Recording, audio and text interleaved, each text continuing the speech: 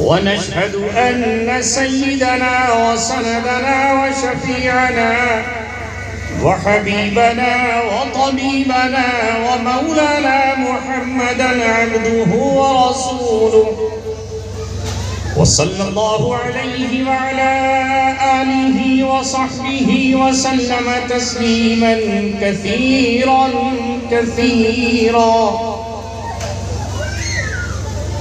أما بعد، قال الله تبارك وتعالى في كتابه الكريم: لا يأتيه الباطل من بين يديه ولا من خلفه تنزيل من حكيم حميد. قال رسول الله صلى الله عليه وسلم: من قرأ القرآن فاستظهره وأحل حلاله وحرم حرامه أدخله الله الجنة وشفعه في 10 من أهل بيته، أو كما قال رسولنا ونبينا محمد صلى الله عليه وسلم. صدق الله مولانا العلي العظيم وصدق رسوله النبي الكريم.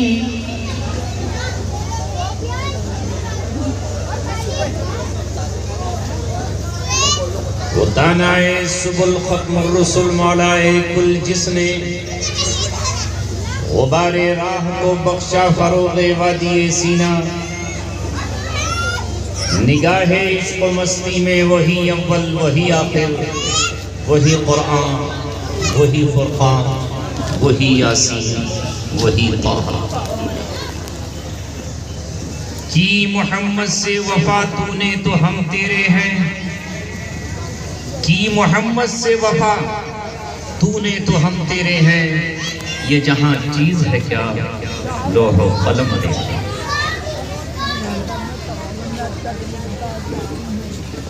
آئے دنیا میں بہت پاک مکرم بن کر، کوئی آیا نہ مگر رحمت عالم بن کر.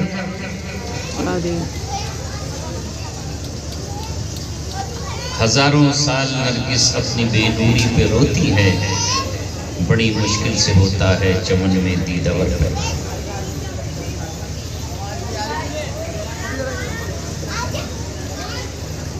محترم حضرات، نوجوانان اسلام، بستی روانہ میں تشریف فرما،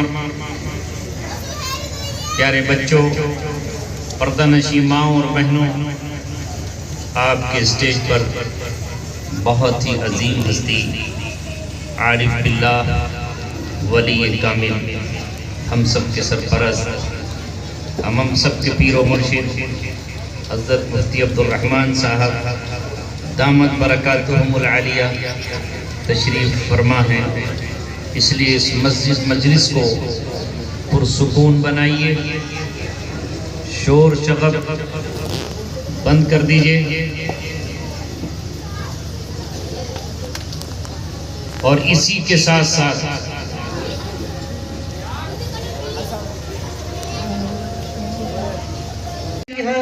توحید کی میں ساغر سے نہیں نظروں سے پلائی جاتی ہے.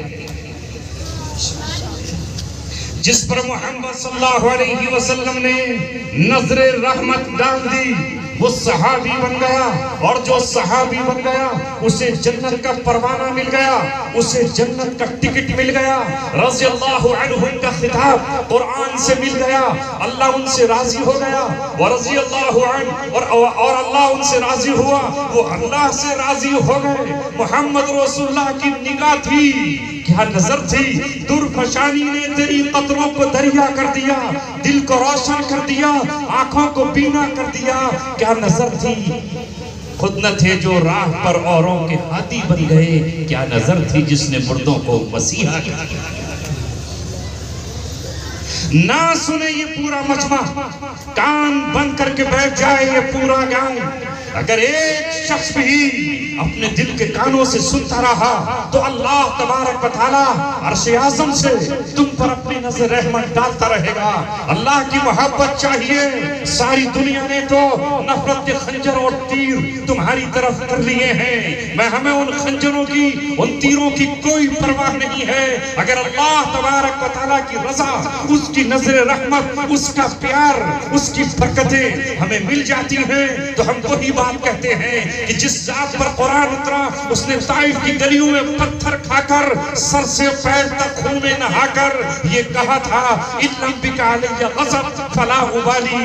اے اللہ اگر تو مجھ سے ناراض نہیں ہے تو مجھے کسی کی کوئی پرواہ نہیں. یہ مجلس یاد رکھیے، اتنی اہم مجلس ہے.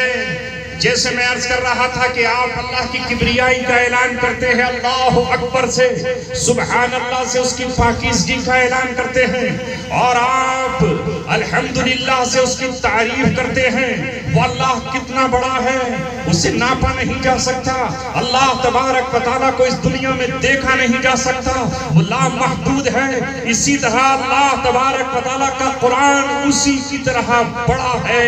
قرآن کی بڑائی کوئی ناپ نہیں سکتا، قرآن کی عظمتوں کو کوئی بیان نہیں کر سکتا. قرآن مقدس کی تقدس اور پاکیزگی کا کوئی اظہار اور اقرار تو کر سکتا ہے لیکن اس کا حق ادا نہیں کر سکتا. آج اس کتاب کی نسبت پر ہم یہاں بیٹھے ہوئے ہیں اور یہ وہ 5 معصوم ہیں، یہ وہ 5 نوجوان ہیں، یہ وہ 5 بچے ہیں جنہوں نے گلی ڈنڈا نہیں کھیلا، جنہوں نے انٹوں اور کنچوں سے نہیں کھیلا، جنہوں نے چھت پر کھڑے ہو کر کنکیا اور پتنگ نہیں اڑائی، جو کبڈی نہیں کھیلے، جو کرکٹ کے بال پر چھکے اور چوکے پر اپنے آپ کو فدا نہیں کر پائے. انہوں نے ہاتھوں میں قرآن لیا. پہلا دن تھا جب بسم اللہ پڑھی، آگے بڑھے، الف پڑھا، با پڑھی اور پھر اس کے بعد شروعات کر دی الحمدللہ رب العالمین. اور آج وہ اس طرح ہمارے سامنے جلوہ فگن ہیں کہ ان کے سروں پر تاج پگڑی کی شکل میں بندھے گا یا باندھا گیا ہوگا. آج تو یہ دنیا ہے، کل قیامت میں حافظ قرآن کو بلایا جائے گا. میرے نبی نے کہا البس والداہ تاجا یوم القیامہ، قیامت کے دن حافظ کے والدین کے سر پر ایک تاج باندھا جائے گا. آج تو تاج بادشاہوں کے سر پہ بھی نہیں بنتا، کبھی پچھلے زمانے میں بنتا تھا، اب تو وہ ختم ہو گیا.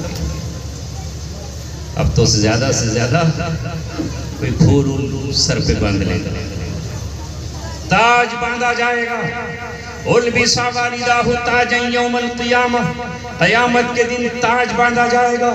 ضوءہ احسن من ضوء الشمس، جس کی چمک کا یہ عالم ہوگا کہ سورج اس کے سامنے مائن پڑ جائے گا. ستاروں کی تو حیثیت کیا ہے، باقی روشنیاں اس کے سامنے گل ہو جائیں گی. ضوءہ احسن من ضوء الشمس، اس چاند کی تو کوئی حیثیت نہیں. سورج کی روشنی اس تاج کے مقابلے میں بے حیثیت اور بے نور ہو جائے گی. ایسا تاج اس کے ماں باپ کے سر پر باندھا جائے گا. اللہ اکبر، کیا مقام ہے. میدان قیامت میں ایم پی الگ کھڑے ہوں گے، ایم ایل اے الگ کھڑے ہوں گے، منسٹروں کی کوئی پوچھ نہیں ہوگی. واہی اور تباہی کا عالم ہوگا، نفسی نفسی پکارا جا رہا ہوگا. اور اللہ تبارک و تعالیٰ اس قرآن میں اعلان کرتا ہے، سورہ یاسین میں اعلان کر دیا جائے گا وَامْتَازُوا الْيَوْمَ أَيُّهَا الْمُجْرِمُونَ، اے مجرموں آج نیک لوگوں سے جدا ہو جاؤ. تمہارا یہاں کوئی کام نہیں ہے.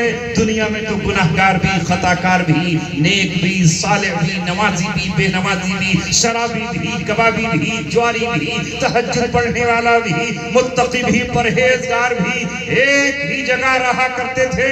مگر اب یہاں جدائی کا وقت آ گیا ہے. نیکو ادھر آ جاؤ اور بدوں ادھر چلے جاؤ. اصحاب یمین ادھر ہوں گے دائیں ہاتھ والے اور بائیں ہاتھ والے ادھر ہوں گے. اس دن بتائیے حضرت آدم سے لے کر آخری انسان تک اس حافظ قرآن کے والد کو دیکھ رہے ہوں گے تاج فرشتے والے. کاش اللہ ہم سب کی اولادوں کو حافظ بناتے، نسلیں ہماری قرآن کی حافظ بن جائیں. یہ ہے وہ قرآن جس نے اہل ایمان تمہیں تمہارا مقام بتایا، انسانیت کو یہ بتایا کہ اے انسان تو جانور نہیں ہے، تو کتا اور بھیڑیا نہیں ہے، تو بندر اور خنزیر نہیں ہے، تو سانپ اور بچھو نہیں ہے۔ لقد کرمنا بنی آدم، ہم نے آدم کو معزز بنایا، ہم نے آدم کو عزت عطا فرمائی۔ اللہ نے فرمایا خلقت بیدی، میں نے اپنے ہاتھوں سے اسے بنایا۔ ابلیس سے یہی تو کہا، اور نالائق مردود شیطان، اے عزازیل جسے میں نے اپنے ہاتھوں سے بنایا، اور نفخت فیہ من روحی، اور میں نے اس میں اپنی روح پھونکی ہے، اور جب میں نے کہا کہ اسے سجدہ کر لے تو یہ سجدہ تجھے کرنا چاہیے تھا۔ اس انسان کو سجدہ نہ کر کے تو نے میری توہین کی ہے، میرے آرڈر کی نافرمانی کی ہے، میرے حکم کی بغاوت کی ہے۔ آج کے بعد تجھے جنت میں رہنا نصیب نہیں ہوگا، تو دنیا میں جائے گا، تجھ پہ لعنت ہے، وَإِنَّ عَلَيْكَ لعنتی الى یوم الدین، اور قیامت تک کے لیے تجھ پہ لعنت ہے، اور تو اتنا بڑا لعنت زدہ ہے جو تیرے پیچھے چلے گا۔ لَأَمْلَأَنَّ جَهَنَّمَ، میں ان سب کو جہنم میں چھوک ڈالوں گا۔ اس آدم کی انسان کی تعظیم نہ کرنے کی بنیاد پر ابلیس زرادہ درگاہ ہوا، اور جو ابلیس کے پیچھے چلے گا وہ بھی جہنم میں اللہ تبارک و تعالیٰ اس کو چھوک۔ یہی وہ قرآن ہے جو ہمیں راہ ہدایت دکھاتا ہے۔ اس لیے اللہ نے اس قرآن کے بارے میں کہا ہدی للمتقین، یہ تقوی رکھنے والوں کے لیے ہدایت ہے۔ اس کے بارے میں کہا ہدی للناس، یہ پوری انسانیت کے لیے ہدایت ہے، رہنمائی دیتا ہے۔ جیسے ہم آ رہے تھے نورپور، تو مولانا عاقل صاحب نے مجاہد پور سے ہمیں لوکیشن بھیجا کہ آپ اس لوکیشن کے سہارے چلے آئیے۔ اس رہنمائی پر ہم مڑ گئے چوراہے سے، اور وہاں پہنچ گئے جہاں سے انہوں نے لوکیشن بھیجی تھی۔ اللہ تبارک و تعالیٰ نے قرآن کے ذریعے جنت کی لوکیشن بھیجی ہے۔ اس قرآن کریم کی لوکیشن پر چلتے چلے جائیے، نہ آپ بھٹکو گے، نہ گمراہ ہوگے، نہ ناکام ہوگے، نہ آپ کو کوئی ٹوٹا اور گھاٹا ہوگا۔ بس قرآن پہ عمل کرتے چلے جائیے۔ یہ رہنمائی کی کتاب ہے، یہ ہدایت کی کتاب ہے۔ آپ کا ہاتھ پکڑ کر قبر کی منزل سے گزار کر، حشر کی سختیوں سے بچا کر، اللہ تبارک و تعالیٰ کا دیدار کرا کر، پل صراط سے آپ کو گزار کر جنت الفردوس میں جہاں سے آپ کے ابا تشریف لائے تھے، یہ وہی لے جائے گا قرآن۔ اور اگر آپ نے اس کی ڈائریکشن کو نہیں مانا، ابلیس سے لوکیشن منگا لی، اور ابلیس سے کہا بھائی تو لوکیشن بھیج دے، تو وہ لوکیشن پر آپ کو بھٹکائے گا، وہ کہیں ناچ گانوں کی محفل میں آپ کو لے جائے گا، کبھی شراب کے جام آپ کے ہاتھوں میں تھمائے گا، کہیں جوئے کے پتے اور سٹے میں آپ کو پھنسا دے گا، کہیں زنا کی دلدل میں آپ کو پھنسا دے گا، کہیں وہ قتل اور جھوٹ اور فریب میں آپ کو لگائے گا۔ ان گھاٹیوں سے گزر کر دنیا میں تو عیش و عشرت ہوگا، اور بالآخر انجام تحت الثری میں بنی ہوئی جہنم میں آپ کو جھونک دے گا۔ کبھی تصور کیا جہنم کا؟ لاس اینجلس میں لگنے والی آگ جو آپ نے یوٹیوب پر دیکھی ہے، اس کا تصور کرو، کیسی پھڑک رہی تھی، کیسی جل رہی تھی۔ شعلے اس کے بتا رہے تھے وہ کیسی آگ ہے، جبکہ وہ دنیا کی آگ تھی، اور اسے اللہ تبارک و تعالیٰ نے لیمٹ میں رکھا۔ جہنم کی آگ وہ آگ ہے جو اس دنیا کی آگ سے 69 درجے زیادہ ہے۔ جس دن سے اسے دہکایا گیا ہے، آج تک اسے دہکایا جا رہا ہے۔ اس پر پھونک مارنے والے نے ایک سیکنڈ اور ایک لمحے کے لیے بھی دھونکنے سے اپنا منہ نہیں ہٹایا ہے۔ جس پر فرشتے موجود ہیں، علیہا ملائکۃ غلاظ شداد، اس پر بہت سخت فرشتے متعین کیے گئے ہیں جو تمہاری کوئی فریاد نہیں سنیں گے، اور جو تمہاری کوئی بھی خواہش پوری وہاں نہیں کریں گے۔ اس جہنم سے بچانے کے لیے اللہ تبارک و تعالیٰ نے نبیوں کو بھیجا، رسولوں کو بھیجا، کتابوں کو بھیجا، اور آخر میں اللہ تبارک و تعالیٰ نے آخری کتاب میری اور آپ کی رہنمائی کے لیے، محض نماز کی رہنمائی کے لیے ہی نہیں، سب کچھ قرآن کریم نے بتایا۔ نماز تو تمہیں اس طرح ادا کرنی ہے، روزہ تمہیں یوں رکھنا ہے، اور اللہ تبارک و تعالیٰ کے گھر کا دیدار اور طواف جسے حج کہا جاتا ہے اسے سکھایا، اور ساتھ ہی ساتھ اس دنیا میں تمہیں کس طرح طرح زندگی گزارنی ہے وہ اس قرآن کریم نے ہم کو بتایا. اگر قرآن پر چلو گے تو یہ دنیا بھی جنت بن جائے گی. مگر ہائے افسوس افسوس، غیروں سے تو کہنا ہی کیا جو قرآن کے مقام کو نہیں جانتے. آج رونا یہ ہے، روتے روتے تھک گئے، آنسو سوکھ گئے، خون کے آنسو ہی باقی ہیں کہ آج کا مسلم نوجوان، آج کا مسلمان، آج کی مسلم امت، مسلمان بیٹیاں، مسلمان بہنیں، مسلمان مائیں آج قرآن کریم سے محبت نہیں کرتی.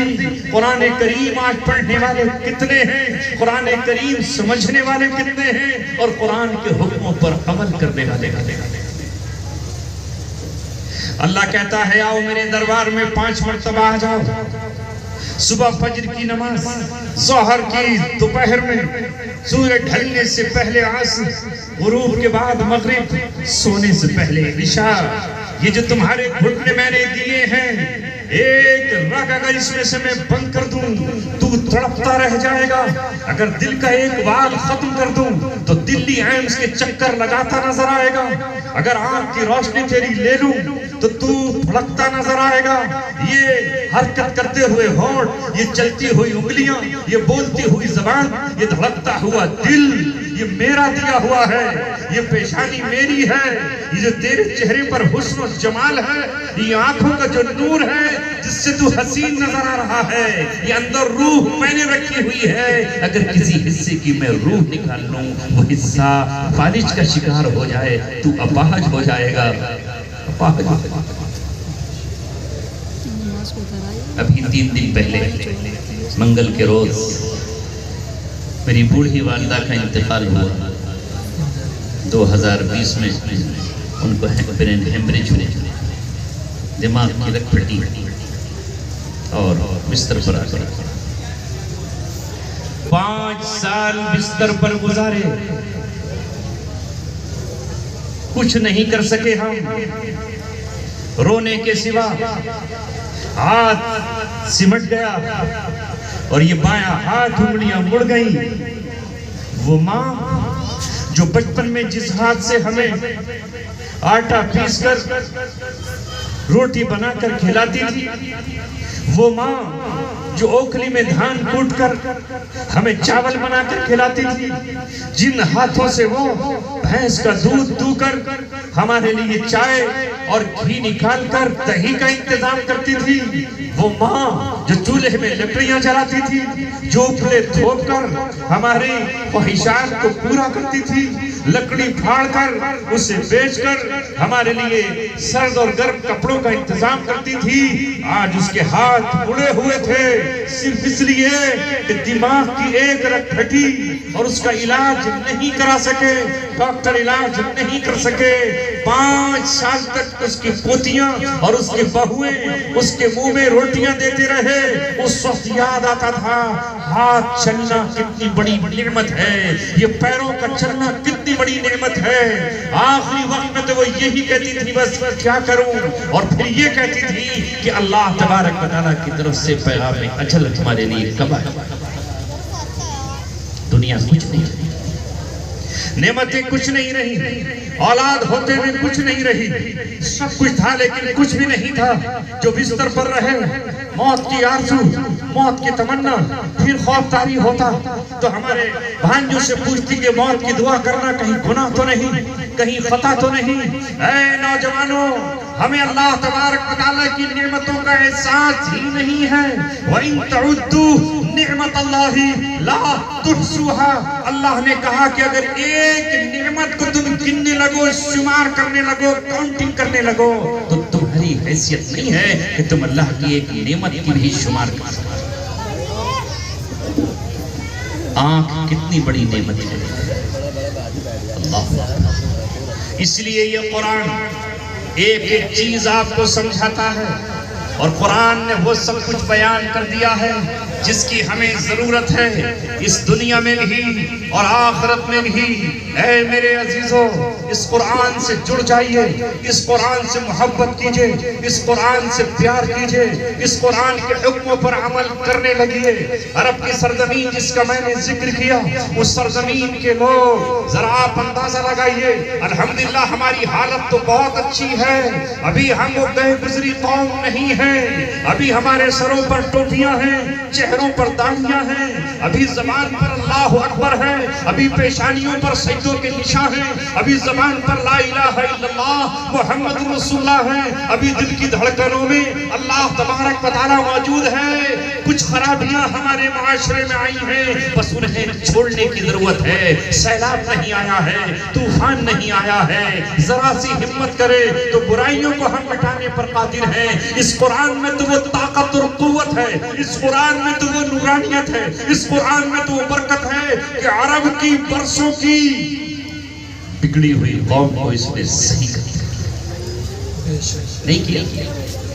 بتاؤ 1400 برس پہلے جب قرآن مقدس آیا تھا، وہ عرب کی سرزمین ہو یا ایران کی دھرتی، وہ افریقہ کے بیابان اور صحرا ہو یا ہندوستان کے گلی اور کوچے، وہ چین کا صوبہ سنکیانگ ہو یا افغانستان کا پہاڑی علاقہ، یہی تو قرآن ہے جس نے جانوروں کو انسان بنا ڈالا تھا۔ انسان مگر جانور بنا ہوا تھا، اور جانور بھی اس سے اچھا ہوتا ہے یہ جب انسان بھی کرتا ہے تو رب تو جہاں کی قسم یہ حیوانوں کو مات کر دیتا ہے۔ اس کی درندگی سے شیر شرماتے ہیں، اس کے زہر سے بچھو بھی مان پڑ جاتے ہیں، اس کے زہریلے پن سے سانپ بھی پناہ مانگتے ہیں، اس کی درندگی اور اس کی بے حیائی سے شیطان بھی اپنے کانوں پر انگلیاں رکھ لیتا ہے کہ آخر یہ انسان ہے۔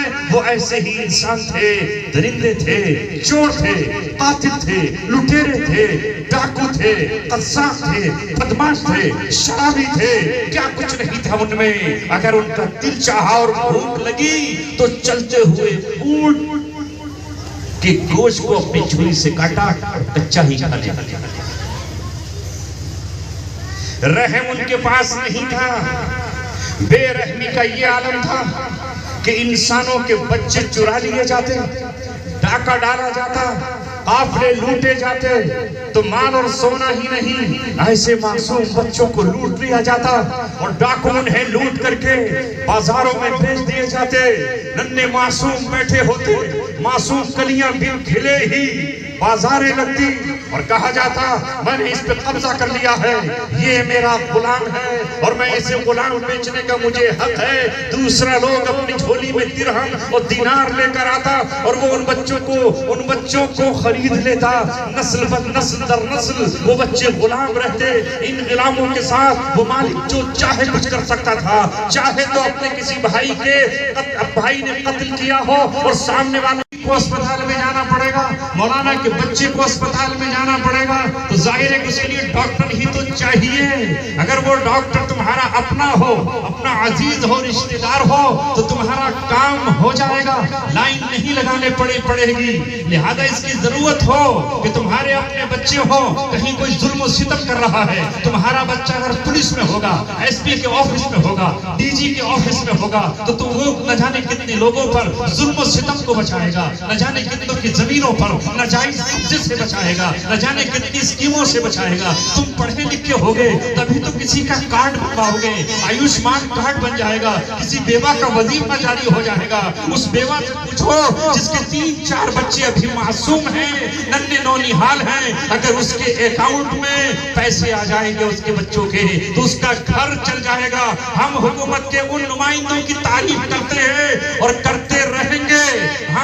ہم کسی سے نفرت محض مذہب اور دھرم کی بنیاد پر نہیں کرتے، ہم انسانیت کے قائل ہیں۔ جن حکومتوں نے بھی غریبوں کی مدد کی اسکیمیں بنائی ہیں، ہم ان کی تعریف کرتے ہیں اور کرتے رہیں گے۔ اپنے نوجوانوں سے یہ کہتے ہیں کہ حکومت سے ملنے والی جو بھی امداد کی چیزیں ہیں، اگر تم پڑھے لکھے ہو، اگر تم فارم بھرنا جانتے ہو، اگر تم نیٹ چلانا جانتے ہو، وہ ان پر بوڑھی کیا جانے گی، تم اس کی مدد کر دو۔ اگر کسی کی آنکھ میں موتیا بند کا پانی آیا ہے تو اے ڈاکٹر تم کیمپ لگاؤ اور 10 پاؤں کا آپریشن کر دو، ان کی آنکھوں کو نور مل جائے گا، ان کے دل سے دعا مل جائے گی۔ اگر یہ کام سکھ کر سکتے ہیں تو یہ کام مسلمان کیوں نہیں؟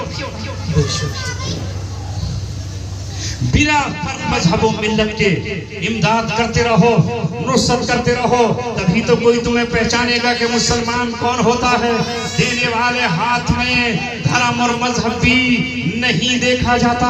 اگر تم اس لائق ہو کہ تم پڑھے لکھے ہو، لیکن ہم نے اپنا کیا حشر بنا رکھا ہے کہ ہمیں سائن بورڈ پڑھنے نہیں آتے، ہمیں بینک کا فارم بھرنا نہیں آتا، ہمیں ریزرویشن فارم بھرنا نہیں آتا، ہمیں سبسڈی کا پتہ نہیں چلتا، تو ہمارا حال یہ ہے کہ ہم کس کو بتائیں؟ اپنی لوور کلاس کو اپر کلاس پر لے کر آؤ، انسٹیٹیوٹ کھولو، مدرسے کھولو، کالج کھولو، ذرائع کے لیے ہوٹل کھولو، کوئی بھی کام کرو تاکہ وہاں روزگار تو ملے۔ اللہ تبارک و تعالی ہر دن انسانوں کو دنیا میں بھیج رہا ہے، تو اس کے لیے وسائل بھی تو ہمیں تلاش کرنا پڑتا ہے۔ تجارت کرو، چاہے چھوٹی ہو یا بڑی ہو، یہ عبادت بن جائے گی۔ قرآن نے کہا ہاں اس کے ساتھ دنیا کے ساتھ آخرت کو نہیں بھولنا ہے۔ قارون کو دعوت دی اللہ تعالیٰ نے، اور اس دعوت کا ذکر قرآن میں کیا، اور قارون سے اللہ تعالیٰ نے کہا وَابْتَغِ فِيمَا آتَاكَ اللَّهُ الدَّارَ الْآخِرَةَ وَلَا تَنْسَ نَصِيبَكَ مِنَ الدُّنْيَا۔ اے قارون ایمان لے آ موسیٰ علیہ السلام پر، اور یہ جو تیرے پاس مال ہے اس مال سے اپنی آخرت کا گھر بنا لے، جنت میں اپنا محل تعمیر کر لے، اور دنیا میں تجھے کوئی منع نہیں کر رہا، دنیا میں بھی اپنی سواریوں پر چل۔ تو اللہ تبارک و تعالیٰ تو مال دے کر کہہ رہا ہے آخرت بھی کماؤ، اپنی دنیا بھی بناؤ، لیکن ہم نے اپنا عجیب طریقہ تیار کر رکھا ہے۔ انشاءاللہ کوئی مشکل نہیں ہے۔ اس قرآن نے جب کل عرب کے بدوؤں کو دنیا کا امام بنا دیا تھا، شراب کے جام ان سے چھڑوا دیے تھے، وہ زنا کرنے والی قوم بچیوں کی آبرو کی محافظ بن گئی تھی، وہ شرک میں ڈوبے ہوئے توحید کے علم لے کر نکلے تھے، وہ دوسروں کا قتل کرنے والے وہ انسانوں کے محافظ بن گئے تھے، تو آپ بھی کر سکتے ہو۔ شرط یہ ہے کہ اپنے رب سے جڑ جاؤ، قرآن سے جڑ جاؤ، اور حق پرست علماء کے دامن سے اپنے آپ کو وابستہ کر لو۔ انہی الفاظ کے ساتھ ان بچوں کو مبارکبادی دینے کے لیے میں یہاں پر آیا، اور آپ سب سے درخواست یہ ہے کہ میں نے جسے عرض کیا چند دن پہلے میری والدہ محترمہ اس دنیا سے رخصت ہوئی، ان کے لیے آپ جس شکل میں بھی قرآن پڑھ کر، درود پڑھ کر، کوئی ذکر کر کے اِصالِ ثواب کرنا چاہے تو آپ اِصالِ ثواب کر دیں۔ وآخر دعوانا الحمدللہ۔